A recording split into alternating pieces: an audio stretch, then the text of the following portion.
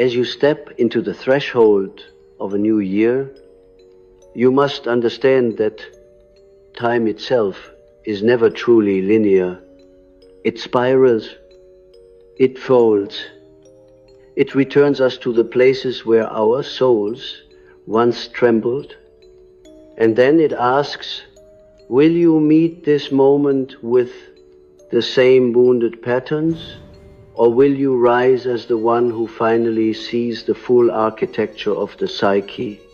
When I say that 2026 belongs to the empath who confronts the narcissist and the family pain that created them both, I am not speaking of a social trend or a cultural shift, but of a psychic inevitability that has been forming in the collective unconscious for decades.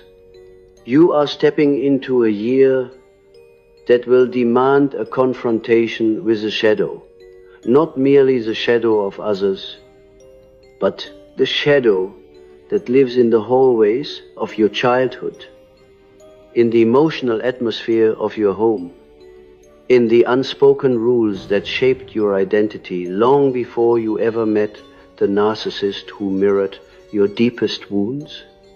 You see, every empath who finds themselves entangled with a narcissist is not meeting an enemy.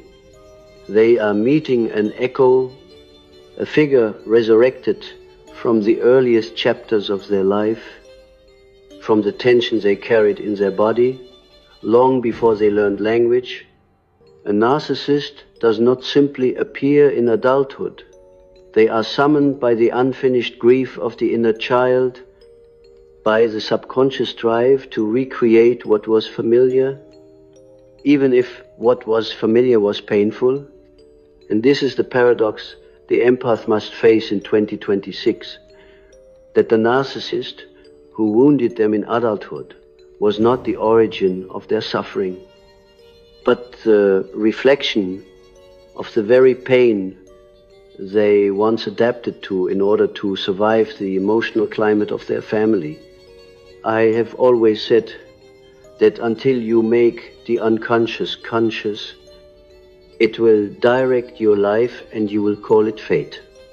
Many empaths interpret their compassion as a gift, but the truth is more mysterious. For countless empaths, their sensitivity was not born from serenity, it was forged in emotional chaos. They developed the ability to feel everything, because feeling everything was the only way to stay safe.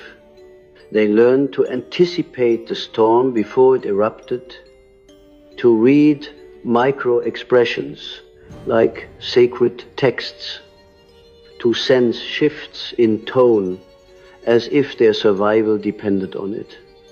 And indeed, it did. The empath learned early that attunement was protection. Hypervigilance masqueraded as intuition. Peace was a luxury they rarely tasted. This was the origin of the empath's extraordinary capacity, the need to adapt to the unpredictability of the people they depended on. But 2026 brings something different. It brings a psychic turning point, a year when the empath is no longer content with managing the emotional weather of others. They are beginning to ask with an almost spiritual urgency, what about my weather? What about the storms inside me? Instead of directing their sensitivity outward, they are feeling a magnetic pull to turn it inward.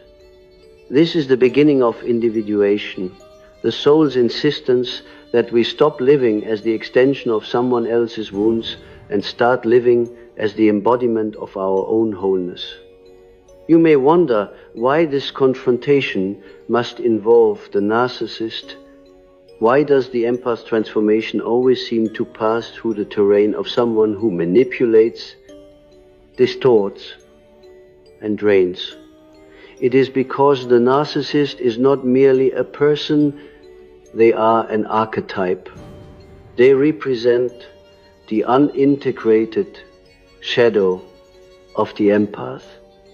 Everything the empath has denied in themselves, where the empath bends, the narcissist demands. Where the empath self-sacrifices, the narcissist self-inflates. Where the empath avoids conflict, the narcissist manufactures it. They are psychic opposites, drawn together with the force of myth, because it is through this polarity that each reveals what the other has hidden from themselves. This is why their connection feels fated, electric, impossible to simply walk away from. It has the energy of an ancient reenactment. The empath sees the wounded child behind the narcissist's rage, believing they are the one who can finally soothe it. But this is where the great misunderstanding lies. The empath is not there to heal the narcissist. The narcissist is there to reveal the empath's own wound. The wound they could never acknowledge in their family system, because doing so would have shattered their sense of belonging. And here we must finally speak of the family. For everything that happens in adulthood is merely the unfolding of what was initiated in childhood. The narcissist in your life is not the first person who made you responsible for the emotions of others. They are not the first person whose approval you believed you had to earn through self-erasure. They are not the first person who punished your boundaries, rewarded your compliance, or mistook your gentleness for duty. The narcissist is the reenactment of a family pattern so old it became invisible. But 2026 is the year the invisible becomes unbearable to ignore. So many empaths are awakening now, not because they suddenly learned psychology, but because their soul refuses to tolerate the same emotional burdens it once carried with silence. There is a deep cosmic shift pulling the empath toward truth, a truth that disrupts the peace they tried so hard to maintain. They are beginning to question the narratives their families handed them, those unspoken instructions that shape the architecture of their identity. Be good, be quiet, be understanding, be strong for others, be the one who keeps the harmony. These were not virtues, they were survival strategies, and they were costly. They taught the empath that love must be earned, that emotional stability is their responsibility, and that their own needs are negotiable while others' needs are sacred. But here is the revelation. The empath's conflict with the narcissist is not a conflict between two adults, it is the return of the original conflict between the child and the emotional dysfunction of the family. The narcissist becomes the teacher who reveals what the empath's family never allowed them to name that love. Without reciprocity is not love,